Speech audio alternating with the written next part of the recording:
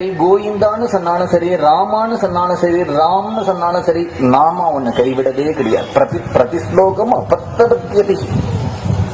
பகவான் என்ன பார்க்கிறான், ஒரு மழல பேசக்கூடிய குழந்தை அம்மாவை இம்மான்னு கூப்பிட்டா கூட அந்த தாயார் சந்தோஷப்படுற மாதிரி என்ன என் குழந்தை நினைச்சானே, என்னுடைய பேரை சொன்னானேங்கிறது தான் பகவான் இங்க சந்தோஷப்படுறாரு. தவிர நீ இலக்கண சுத்தமா கூப்பிட்டியா, ராகத்தோட கூப்பிட்டியா, குரலோட கூப்பிட்டியா அப்படின்னு அவன் பார்க்கறது இல்லை.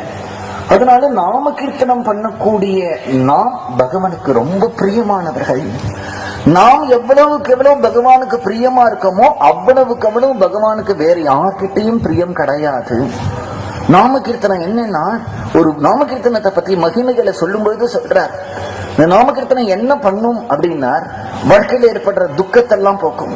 துக்கம் போயிட்டா போருமா, நம்ம கேட்டதெல்லாம் கொடுக்கும். கேட்டது கொடுத்தா போருமா, மோட்சத்தையும் கொடுத்துடும். அப்படின்னுட்டா ஒன்னே ஒண்ணு நம்முடைய வாழ்க்கையில ஏற்படுற கஷ்டங்களை போக்குறது. அடுத்தது என்ன பண்றது, நமக்கு வேண்டிய சுகத்தை கொடுக்கறது.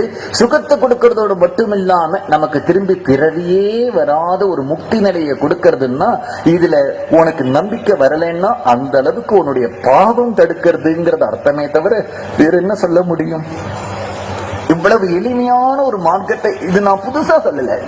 நீங்க ஆழ்வார்களுடைய பாசனங்கள் எடுத்து பாருங்க, நாயன்மார்களுடைய பதிகங்கள் எடுத்து பாருங்க, அருணகிரிநாதரோட திருப்புகழ்